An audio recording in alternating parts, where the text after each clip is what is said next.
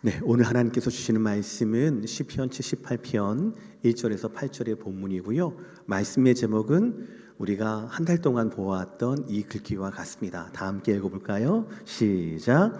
은혜를 기억하고 복음에 뿌리 내리라. 우리 다시 한번 외운다는 마음으로 한번 읽어보겠습니다. 시작.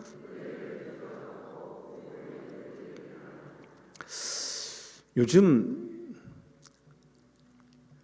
제가 어릴 때 봤던 아버님의 모습을 제가 따라하는 거를 많이 느낍니다. 어릴 때 아버님이 왜 이렇게 TV를 동물의 왕국을 자주 보시고 다큐멘터리를 제가 보기엔 너무너무 재미없었거든요. 막 싸우고 뭐 이런 재미있거나 이런 게 재미있지. 그 뭐 뻔한 거, 너무나 뻔한 거 왜 아프리카 호프소가 궁금한지는 모르겠었어요. 근데 요즘에 제가 그걸 보더라고요. 그래서 디스커버리 채널이나 아니면은 내셔널 지오그래피 같은 것들을 이게 유심하게 보는, 또 빠져들고 있는 제 모습을 보면서 나도 갈 길을 가고 있구나라는 생각을 많이 하게 됩니다. 그러다가 이제 목사이기 때문에 설교에 의용하다 싶은 거는 좀 메모를 해두는 편이거든요. 이번에 좀 말씀드릴 건 뭐냐면, 여러분들도 다 좋아하시는 세콰이어 국립공원에 관한 다큐멘터리였습니다. 너무 재밌는 게 두 가지를 제가 잊지를 못해요. 여러분 아시겠지만 세콰이어 국립공원들의 그 나무는 뭐 엄청 크지 않습니까? 높지 않습니까? 그리고 막 수천 년 동안 수천 그루가 이렇게 하나도 그렇게 높은 거 하나도 이렇게 참 신기한데, 그런 것들이 이렇게 빽빽하게 있으니까, 숲을 이루고 있으니까 그게 얼마나 신기합니까? 그렇죠? 그런데 그 다큐멘터리에서 두 가지를 제가 잊지 못하고 있어요. 하나는 뭐냐면, 겉으로 보기에 나무가 높으니까 뿌리도 깊겠다라고 생각을 많이 하지 않습니까? 그런데 뭐 레드우드도 마찬가지고 세콰이어도 마찬가지고 그렇게 큰 나무들의 뿌리가 예상외로 그렇게 깊지는 않다라는 겁니다. 대신에 깊지 않은 대신에 엄청 넓게 깔려 있대요. 엄청 넓게 깔려 있어가지고요. 나무들마다 그런 넓은 뿌리들이 있다 보니까 뿌리가 뿌리를 서로 엉겨가지고 서로 버틴다라는 겁니다. 서로 견딘다라는 겁니다. 뿌리가 엄청 넓게 퍼져 있어가지고 갈수기에는 하루에 3,000리터 이상의 물을 빨아들이기도 한다라고 봤습니다. 그래서 홀로 버티는 것이 아니라, 홀로 버텨서 그런 국립공원이나 숲을 이루는 게 아니라 함께 버티는 거구나라는 걸 제가 적어놨었어요. 두 번째는 더 재밌습니다. 여러분, 나무 혹은 숲, 캘리포니아에서 여름만 되면은 우리 가운데 뭐 이렇게 좀 조심스러운 게 있죠. 뭐예요? 산불입니다. 산불이에요. 산불이 일어나지 않았던 적은 한 번도 없었던 것 같습니다. 근데 놀라운 게 뭐냐면, 요세미티 그쪽으로 보면은 1년에 수십 차례 자연 발화되는 산불이 있다라는 겁니다. 생각할 때 산불이라고 하는 거는 나무에 치명적일 것 같아요. 다 태워버리니까. 그런데 세콰이어 거기 다큐멘터리에서는 뭐냐면, 오히려 산불, 1년에 수십 차례 그렇게 자연 발화되는 그 산불이 오히려 세콰이어 나무들을 지켰다라고 좀 언뜻 이해하기 힘든 내용을 제가 본 적이 있어요. 무슨 말인가 하면은, 산불이 일어나지 않습니까? 그러면 세콰이어 나무들은 그 표층이 아니라 뭐죠? 그 나무 껍데기 있잖아요. 나무 껍데기가 다른 나무하고는 좀 다르답니다. 굉장히 부드럽대요. 불에 잘 안 탄답니다. 그래서 세콰이어 나무들 보시면은요, 뭐 일부분 되게 큰 나무인데 부분 검게 그을린 표적들을 보실 거예요. 근데도 다 안 타요. 그렇대요, 원래 세콰이어 나무가. 그래서 산불이 딱 일어나게 되면은 그런 세콰이어 나무들, 잘 타지 않는 그런 재질의 나무들 말고는 싹 태워진대요. 그래서 경쟁할 수 있는 다른 수목들이 다 제거가 되고, 놀라운 거는 산불을 통하여서 세콰이어 나무가 가지고 있던 솔방울 같은 거 있지 않습니까? 그게 열린대요. 그게 열려서 산불 후에 굉장히 비옥한 토양 위에 이게 자연적으로 씨앗이 발화가 돼서 또 커진다라는 겁니다. 그렇게 해서 지난 수천 년 동안 세콰이어 나무들이 혼자가 아니라 같이 넓게 뿌리에 뿌리를 연대해서 버티게 되었고, 치명적일 수 있는 산불을 통하여 오히려 그것이 세콰이어 나무들이 퀄리파이 되고 또 이렇게 생존하게 되는 이유였다라는 겁니다. 정말 여러분 신기하지 않습니까? 치명적일 것 같은데 오히려 하나님께서는 그것을 통하여서 그 폭풍과 그리고 그 산불을 이겨낸, 그러니까 어미 나무가 그거를 이겨내면 자식 나무들이 그 덕을 보게 되는 놀라운 생명의 섭리들이 그 가운데 있게 되는 것 같습니다. 여러분, 오늘은 우리가 2026년 1월 마지막 넷째 주입니다. 1월 이 넷째 주 동안 저는 은혜를 기억하고 복음에 뿌리 내리라 라고 하는 이 전체 말씀, 올해와 내년을 이끄는 전체 말씀의 주제 설교를 지금 진행하고 있습니다. 첫째 주에는 우리가 에베네셀 하나님을 보았습니다. 미스바와 센까지 우리를 이끄셨던, 우리를 인도하셨던 에베네셀의 하나님. 두 번째 주에는 예수님께서 공생애 가운데 처음으로 책을 열고 이사야 말씀을 선포하시면서 나를 통하여서 대속죄 일날 선포가 되었던 그 희년이 지금 너희가 보는 나를 통하여서 지금 이루어졌다, 선포가 되었다라고 하면서 예수님을 통한 희년을 저희가 선포를 받았습니다. 지난주에는 홀로가 아니라 공동체로서 우리 교회와 신앙 공동체를 부르신 하나님의 깊은 뜻을 우리가 배우게 되었습니다. 여기까지 인도하신 하나님의 은혜가, 그리고 우리의 영혼을 붙들었던 우리 영혼의 복음의 뿌리가 되었다라는 것이죠. 오늘 저는 우리 이 비전 설교 시리즈의 마지막이자 가장 중요한 메시지를 여러분께 전하려고 합니다. 은혜를 기억하자라고 하는 것이 우리 과거에 대한 것이라면, 복음에 뿌리 내리자라고 하는 것은 현재 우리, 그리고 우리 때문에 이루어지는 다음 세대를 향한 부르심이기 때문에 그렇습니다. 세콰이어 그 나무들, 큰 나무들처럼 저와 여러분의 신앙이 홀로 꼿꼿하게 버티는 신앙이 아니라 복음 안에서 연결되는, 서로가 연결되는 단단한 뿌리가 되기를 주의 이름으로 축복합니다. 세콰이어 나무들처럼 신앙에 아주 큰 위협일 것 같은 환난과 시련과 이런 모든 것들, 그런 것들을 견디면 견딜수록 더 단단해지고 더 생동감과 생명력이 넘쳐지게 되는, 그래서 다음 세대의 생명력의 토대가 되는 저와 여러분의 오늘의 삶이 되기를 주의 이름으로 다시 한번 축복합니다. 오늘 읽었던 본문 시편 78편은 굉장히 특별한 말씀입니다. 다윗 왕 시대에 다윗 왕이 임명했던 아삽이라고 하는, 쉽게 말하면 성가대장이라고 할까요? 지휘자라고 할까요? 지휘자분이라고 할까요? 그 아삽을 향하여서 하나님이 감동해서 주신 말씀이 바로 이 시편 78편의 말씀이에요. 그러니까는 당시 아삽이라는 분이 단순히 그냥 찬양 인도자, 레위인이기도 했지만 찬양 인도자가 아니라 사실은 이스라엘 공동체의 신앙을, 지금 나의 신앙을 다음 세대에 전수하는 영적 지도자였다라는 것이죠. 그리고 78편은 하나님의 은혜를 우리가 어떻게 기억하고, 그리고 그 은혜를 다음 세대들에게 어떻게 전수해야 하는가를 말씀하는 본문이 바로 오늘의 본문이 됩니다. 사랑하는 성도 여러분 모두가 오늘의 말씀을 잘 소화하시고 잘 심으셔서 여러분의 가정의 다음 세대뿐 아니라 우리 교회의 다음 세대뿐만 아니라 우리 시대의 다음 세대에게 우리의 하나님을 잘 전달할 수 있는 그 일에, 신앙 전수의 사역에 쓰임받는 저와 여러분 모두가 되시기를 주의 이름으로 축복합니다. 첫 번째 이것입니다. 다 함께 크게 따라 읽을까요? 시작. 증언합시다. 우리 다시 한번 시작. 숨기지 말고 증언합시다. 자, 오늘은 성가대장이 지은 찬송이라고 얘기했어요. 우리 1절부터 4절의 말씀까지 우리가 노래하듯이 천천히 옛 어르신들이 시조를 읽었듯이 그렇게 한번 읽어보겠습니다. 본문입니다. 시작. 내 백성이여 내 율법을 들으며 내 입의 말에 귀를 기울일지어다.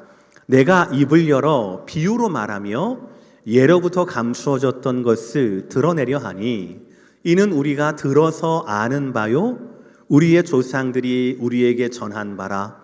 우리가 이를 그들의 자손에게 숨기지 아니하고 여호와의 영예와 그의 능력과 그가 행하신 기이한 사적을 후대에 전하리로다. 아멘. 아삽이 노래하는 핵심은 1절에 나와 있습니다. 내가 입을 열어 비유로 말한다 라는 거예요. 비유로 말한다 라는 겁니다. 말하지 마시고 여러분 마음 가운데 혹시 가장 좋아하는 유행가 한번 한 곡을 떠올리시길 바랍니다. 말씀하지 마시고, 예배 시간이니까.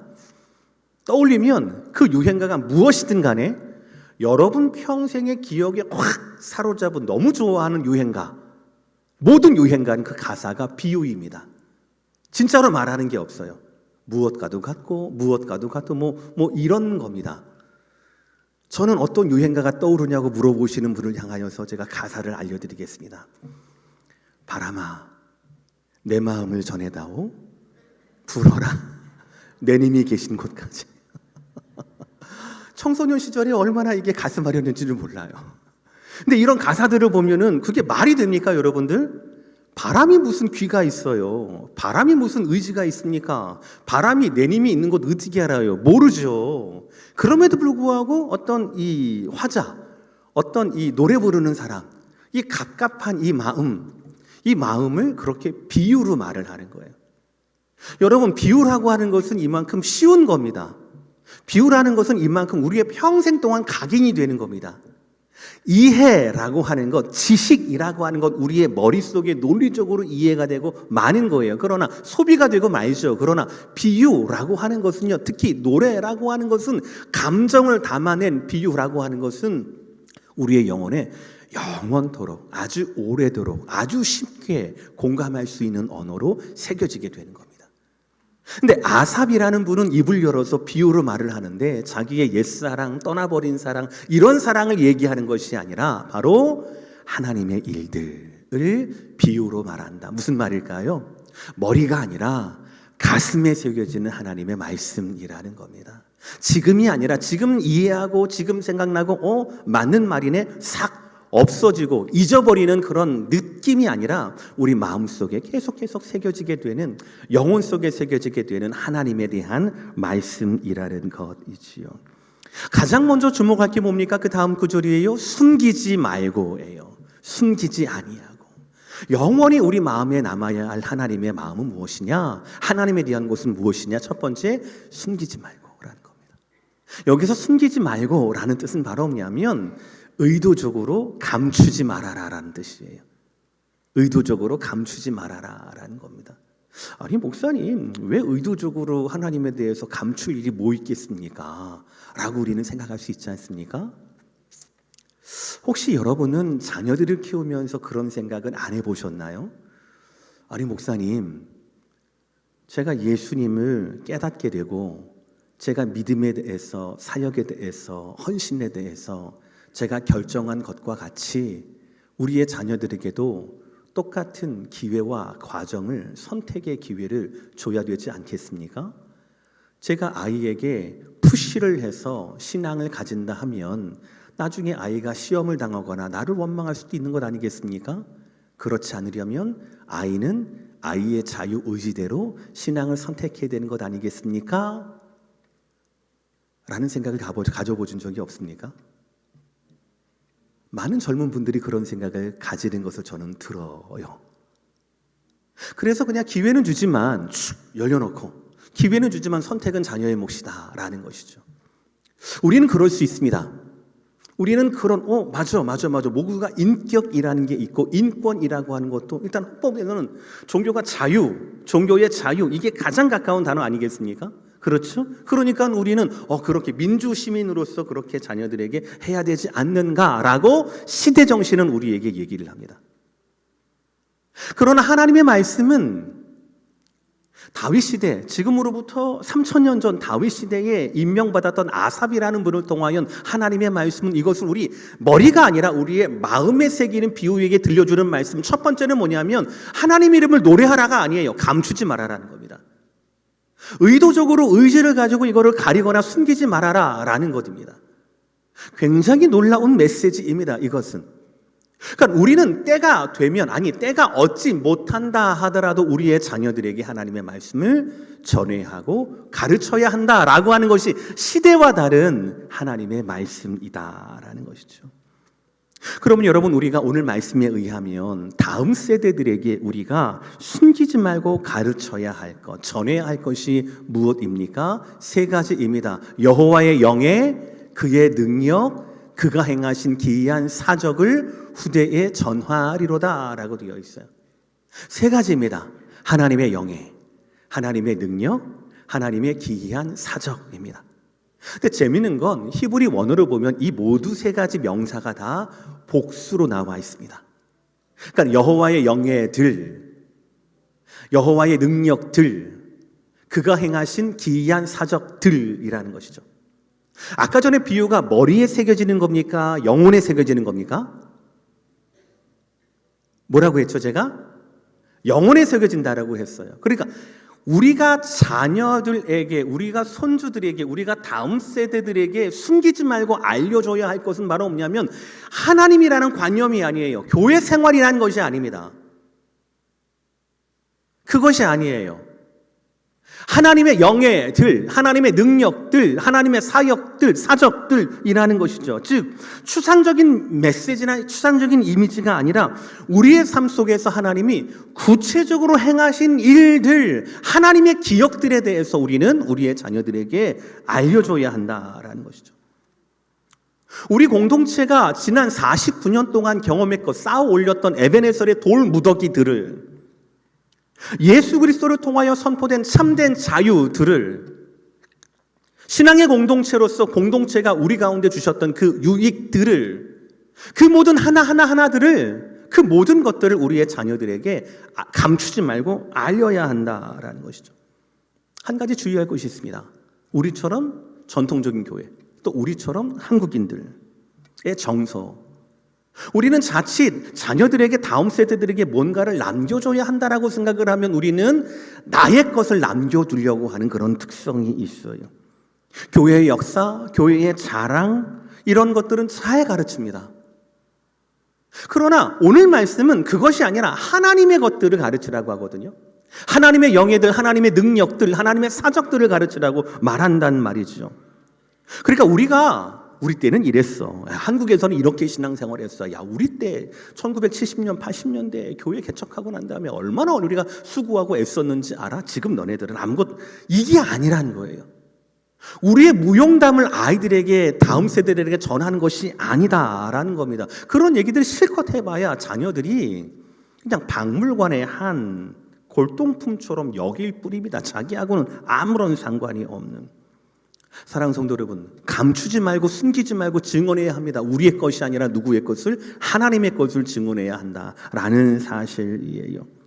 우리의 자랑이 아닙니다. 하나님의 사건들을 우리는 숨기지 말고 들려줘야 합니다. 우리가 경험한 하나님을 그들의 문화와 그들의 언어로, 문화 속에서 그들이 살아가야 할 세대 속에서 움직일 수 있도록, 붙잡을 수 있도록 우리는 그렇게 알려줘야 한다. 숨기지 말고 라는 말씀이 바로 오늘의 첫 번째 말씀입니다. 사랑하는 성도 여러분, 쉽진 않지만 이 말씀을 꼭 기억하시고 기회가 되든 기회가 되지 않든 숨기지 않고 하나님의 일들을 알려주시고 전수해 줄 수 있는 저와 여러분의 은혜로운 입술과 삶이 되기를 주의 이름으로 축복합니다. 두 번째 말씀은 더 중요합니다. 다 함께 따라합시다. 시작. 믿음은 유산이 아니라 책임입니다. 5절 6절 말씀인데요, 제가 읽겠습니다. 여호와께서 증거를 야곱에게 세우시며 법도를 이스라엘에게 정하시고 우리 조상들에게 명령하사 그들의 자손에게 알리라 하셨으니 이는 그들로 후대 곧 태어날 자손에게 이를 알게 하고 그들은 일어나 그들의 자손에게 알려서. 아멘. 여러분, 5절 말씀에 세 가지 동사를 보시길 바랍니다. 세우시며, 정하시고, 명령하사입니다. 세우신 분이 누구입니까? 정하신 분이 누구이십니까? 명령하신 분이 누구이십니까? 바로 여호와께서입니다. 모든 세 가지 동사의 주인이 바로 주어가 하나님이라는 것이죠. 그러니까 이것은 우리가 다음 세대에게 숨기지 말고 전해야 한다라고 하는 것은 오해하지 마세요. 야, 우리 교회는 참, 우리 가문은 참 복된 가문이야. 우리 가문은, 우리 가족은 주님 안에서 인과 기도가 되었어. 모든 세대와 모든 자녀들이 동부에 살든 한국에 살든 어디에 살든 다 하나님의 말씀과 하나님의 교회를 잘 섬기고 있어. 참 감사의 은혜로워. 아, 우리도 그렇게 복되었으면 좋겠네. 하나님은 그런 차원에서 말씀하지 않습니다. 오늘 우리가 경험한 하나님을 다음 세대에게 전해야 한다라는 이 말씀을 그렇게 그랬으면 좋지 뭐, 그런 복도 얻으면 좋지 뭐, 부럽다, 이게 아니에요. 명령하사입니다. 명령하사예요. 그러니까 이것은 우리의 신앙이 나뿐 아니라 우리의 자녀들에게 좀 넓어졌으면 좋겠네. 여기까지도 감사하지만 더 넓어졌으면 더 좋겠네. 라고 하는 것이 아니라 우리에게는 지켜야 할 의무가 있는 하나님의 명령이다라는 것이죠. 신명기 6장을 볼까요? 모세의 마지막 설교가 신명기거든요. 이렇게 말씀합니다. 오늘 내가 내게 명하는 이 말씀을 너는 마음에 새기고 내 자녀에게 부지런히 가르치며라고 되어 있어요. 부지런히 가르치며라고 되어 있습니다. 부지런히 가르친다라는 말이 뭘까요, 여러분들? 정말 부지런히 가르치는 건 맞을까요? 아니면 우리가 경험한 대로 아이들이 아직 말을 배울 때, 아직 아이들이 내가 운전하는 차를 타야만 하는 그때에 대학 들어가기 전까지만을 말하는 걸까요? 그렇지 않습니다. 그렇지 않습니다. 히브리 언어로 저 부지런히 가르치며라고 하는 단어를 제가 공부를 해보고 깜짝 놀랐어요. 저게 바로 뭐냐면 칼을 갈듯이에요. 수도 없이예요. 목적을 가지고 반복하며라는 뜻입니다. 칼을 갈듯이 아니면 화살촉 있죠, 여러분들? 화살촉 빼쪽한 거? 그거를 갈듯이라는 의미가 담겨 있어요. 부지런히 가르치며라고 하는 것은 어느 순간 그냥 해놓고 난 다음에 그 다음에 미국이니까 마음대로 선택하며 살아. 그저 나는 축복하기를 너희 하나님이 너를 만나주시기를 사람을 통해서 인도하기를 그렇게 원할게. 이렇게 그냥 치우고 넘어가는 것이 아니다라는 겁니다. 부지런히 가르치며라는 것은. 무기를 준비하듯이 생명을 좌우하는 칼과 화살을 준비하듯이 우리는 그렇게 절박하게 반복적으로 그렇게 가르쳐야 한다라는 말씀이 부지런히 가르치며예요. 그 다음 말씀 뭐라고 합니까? 집에 시작. 여러분들 용기를 내시길 바랍니다. 다시 한번 집에 시작. 길에 누워 있을 때든지 일어날 때든지 무슨 말이에요? 집이나 길, 일어날 때나 누울 때 무슨 말이에요? 모든 때를 말하는 겁니다. 모든 때를 말하는 겁니다. 아니 목사님, 옛날 그 모세의 시절에는 모든 사람들이 클랜이라고 해서 족장 생활을 하지 않았습니까? 가문길끼리 이어 살지 않았습니까? 우리 옛날에 왜 집성촌이라고 있죠, 한국에. 김씨 가문, 무슨 가문 그렇게 대대로 살아왔던 가문이니까 막 누가 가르칠 수 있었지요. 지금은 핵가족 시대 아닙니까? 지금은 결혼도 안 하고 후손도 없는데 지금 이 말씀이 무슨 말입니까? 아니요, 하나님의 말씀은 변하지 않습니다. 하나님의 말씀은 변하지 않아요. 하나님은 우리가 칼을 갈듯이 화살촉을 날카롭게 하듯이 끊임없이 반복적으로 하나님의 그 말씀을 우리가 사랑하는 자녀들에게, 우리의 다음 세대들에게 부지런히 가르치기를 원하십니다. 언제요? 내가 준비가 될 때이든 준비가 안 될 때이든, 집에 있을 때, 길에 서 있을 때, 앉았을 때, 일어섰을 때 모든 상황과 모든 시간을 초월해서 우리는 끊임없이 칼을 갈듯이 화살촉을 갈듯이 부지런히 가르쳐야 한다라는 말씀이 된다라는 것이죠. 저는 궁금했습니다. 왜 모든 가정이, 특히 자녀들이 부모만큼 아니면 부모보다 더 하나님의 말씀을 사랑하고 하나님을 사랑하는 게 얼마나 큰 축복입니까? 저는 제 동료 목사님 중에서 혹시 자녀들이 신대원을 간다라고 하면 얼마나 부러운 줄 몰라요. 얼마나 질투가 나는 줄 모릅니다. 어릴 때부터 저희 아이들 하나, 둘, 셋 이렇게 쿡쿡쿡 찔러보거든요. 근데 뭐 꼼짝도 안 하는 겁니다. 기도는 하고 있지만 꼼짝도 안 하는 겁니다. 제가 할 수는 없는 일이지만 그것이 얼마나 감사한 줄 몰라요. 우리의 다음 세대가 부모보다 더 큰 헌신으로 주 앞에 나아간다라고 하는 것이 얼마나 감사한지 모릅니다. 그런데 왜 하나님께서 우리의 이런 현실을 아심에도 불구하고 오늘 말씀을 우리에게 권고가 아니라 명령으로 주셨을까?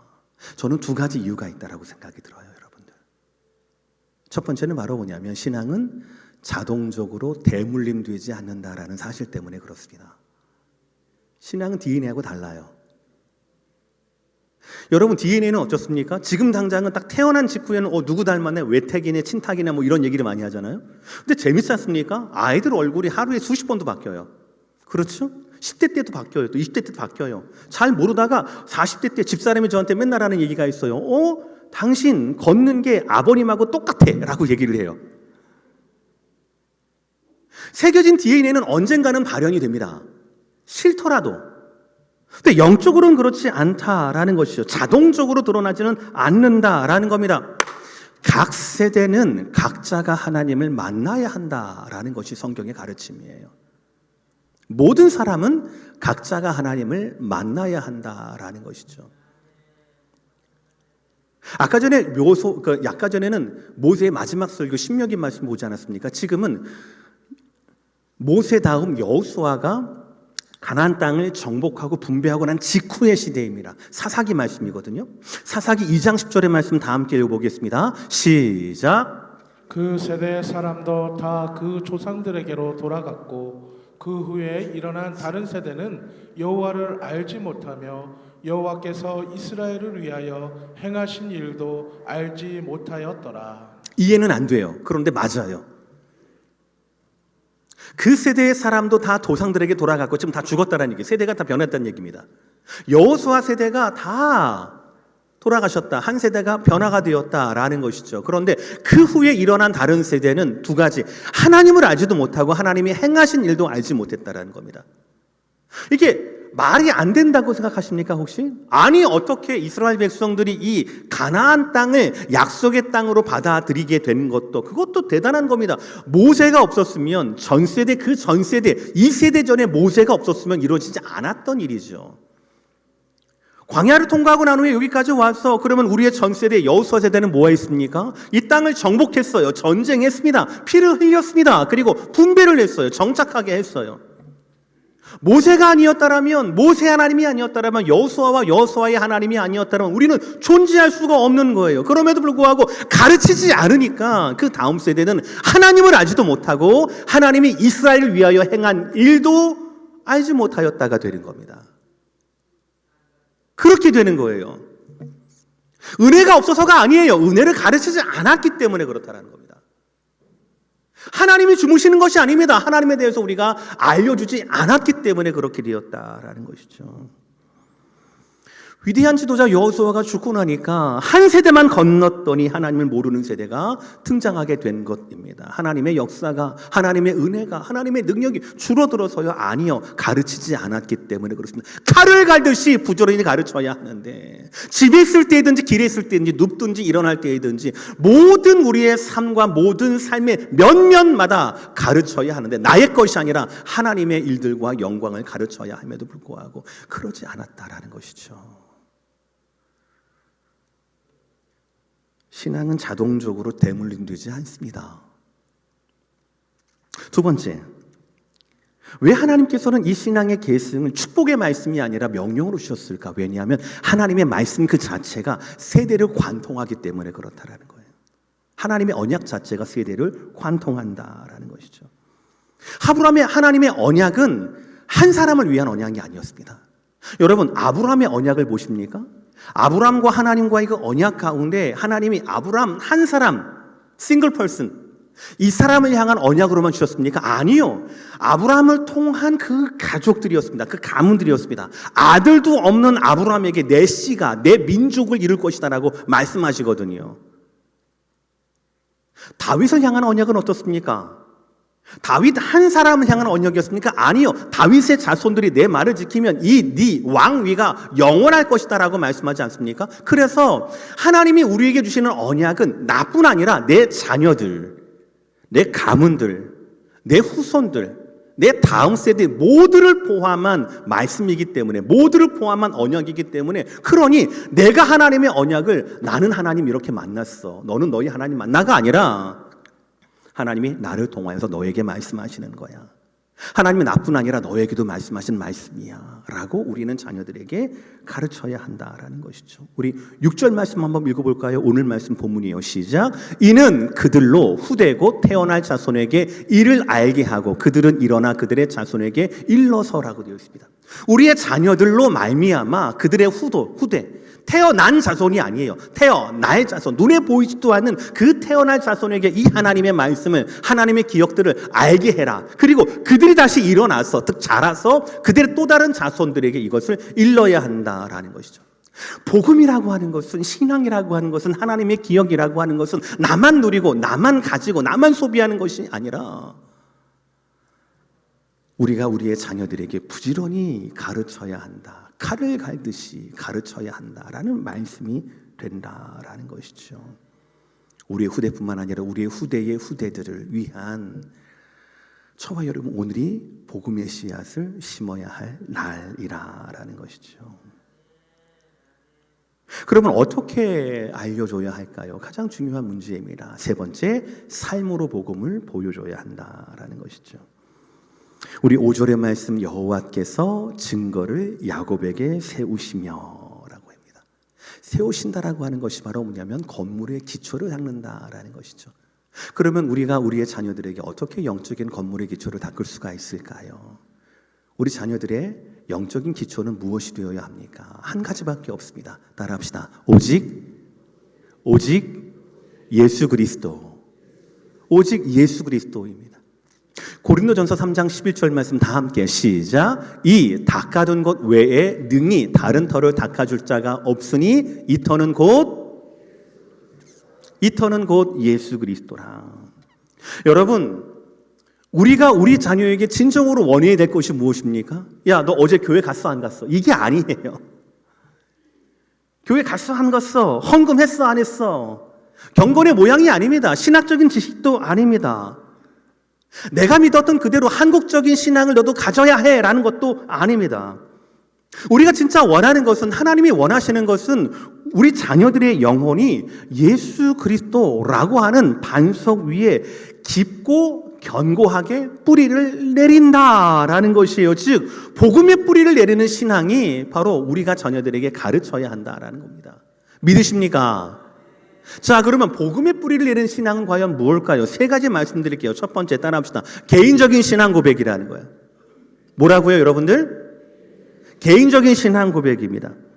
우리의 자녀들이 우리 예수님을 나의 구주로 믿는 겁니다. 개인적으로 고백해야 된다라는 거예요. 그냥 엄마 아빠가, 할머니 할아버지가 누군가 조상 중에 목사님이 계셨으니까 나는 종교가 기독교회가 아니라 아브라함의 하나님, 이삭의 하나님, 야곱의 하나님처럼 나의 하나님으로 예수님께서 나를 위해 십자가에 죽으셨고 부활하셨다. 나는 주님은 나의 구주이십니다 라고 하는 개인적인 고백이 완성이 되어야 한다라는 거예요. 그 누구도 우리의 자녀를 위해서 대신 울어줄 수 없습니다. 대신 믿어줄 수 없습니다. 우리의 자녀가 자신의 고백으로, 자신의 영혼으로, 자신의 믿음으로 고백을 해야 한다라는 사실이에요. 이것이 저와 여러분의 도전이 되어야 합니다. 믿으시면 아멘 하시길 바랍니다. 이게 복음의 뿌리 내리는 삶인 거예요. 두 번째는 바로 뭐냐면 그리스도 안에서의 정체성을 알게, 정체성은 내가 누구이냐라는 거잖아요. 요즘 우리 자녀들이 정체성을 어디서 찾습니까? 자신의 샐러리가 7자리가 되냐 안 되냐 이런 걸로 혹시 찾습니까?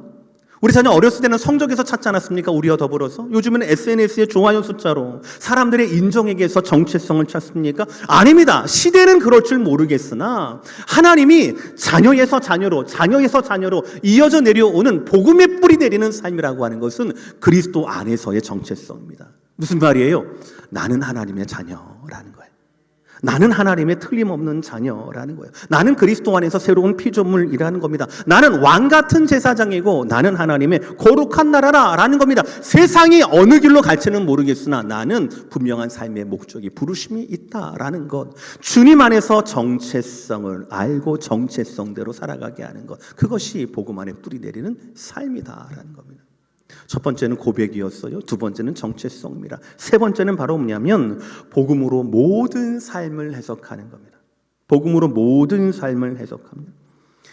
여러분의 자녀가 여러분의 삶에 대해서 그렇지, 우리 엄마 아빠 참 1세대로서 고생 많이 하셨지, 수고 많이 하셨지, 여기서 끝나면 안 됩니다. 여기서 끝나면 안 돼요. 수고 많이 하셨지, 고생 많이 하셨지, 수고 많이 한 사람은 한둘입니까? 거기서 끝나는 것이 아니라 그 수고 순간순간마다, 어려울 때 순간순간마다 정말 이때는 넘어지시겠구나라고 하는 그 순간순간마다 복음이 우리를 붙잡았다라는 것을 우리가 우리의 자녀들에게 보여줘야 한다라는 사실이에요. 그래서 고생 많으셨지, 수고 많으셨지가 아니라 그때만 하나님 붙들어온 걸 내가 봤어.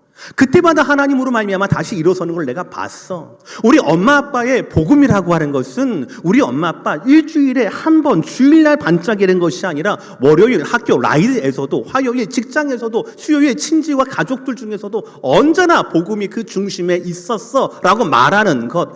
아무리 어려운 현실이라 하더라도 그 현실을 복음이라는 렌즈를 통하여서 재해석해내는 신앙의 능력을 가르칠 뿐 아니라 보여주는 것. 이것이 복음의 뿌리 내리는 삶이다라는 것이지요. 세 가지를 말씀드렸습니다. 이건 우리의 도전입니다. 자녀의 입술로 예수님을 그리스도라 고백하는 것, 자녀의 입술로 정체성을 그리스도 안에서 찾아가는 것, 자녀의 삶을 통하여서 모든 삶의 어려움 때마다 복음의 렌즈로 상황을 재해석하게 되는 것. 세 가지 중에 한 가지라도 여러분이 충분히 가르치셨습니까? 그렇다면 축하드립니다. 잘하신 겁니다. 그러나 대부분 저를 포함한 우리 대부분의 고백은 어떻습니까? 아이고.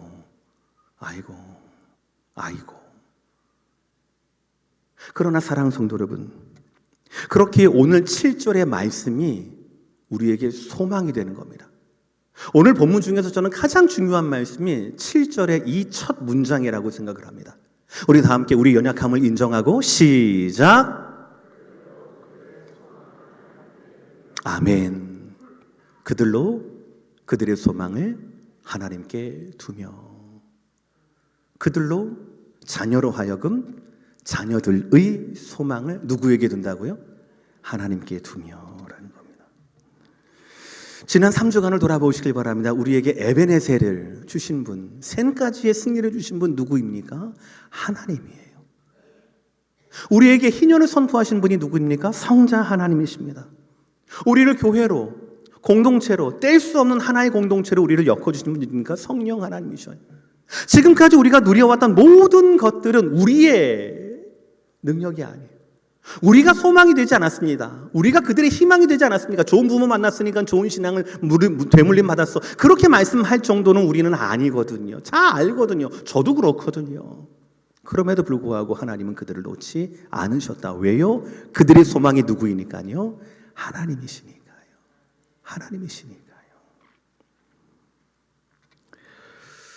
오늘 말씀 마무리하도록 하겠습니다. 말씀드린 대로 지난 오늘까지 4주간 동안 우리는 같은 본문을 가지고 우리 EM과 같이 설교를 준비를 했어요. 오늘 조셉성 목사님은 EM 설교 때 The Joy of Rebuilding 이라고 하는 제목으로 같은 본문의 말씀을 준비를 하셨습니다. 그리고 지난 목요일날 설교문을 서로 나누고 쉐어했습니다. 제가 너무 은혜를 받은 것이 있습니다. 뭐냐면 The Joy of Rebuilding 이라고 하는 설교 전체의 결론의 시작 문장 때문에 그렇습니다. 다른 본문, 그러니까 같은 본문인데도 불구하고 근데 특히 시가 서 있기 때문에 해석이 좀 다를 수는 있거든요. 방향이 다를 수 있습니다. 그런데 하나님께서 같은 마음을 주셨던 것 같아요. 이렇게 말씀하고 이렇게 설교를 마무리하려고 하고 있습니다. 교회는 어느 날 갑자기 사라지지 않습니다.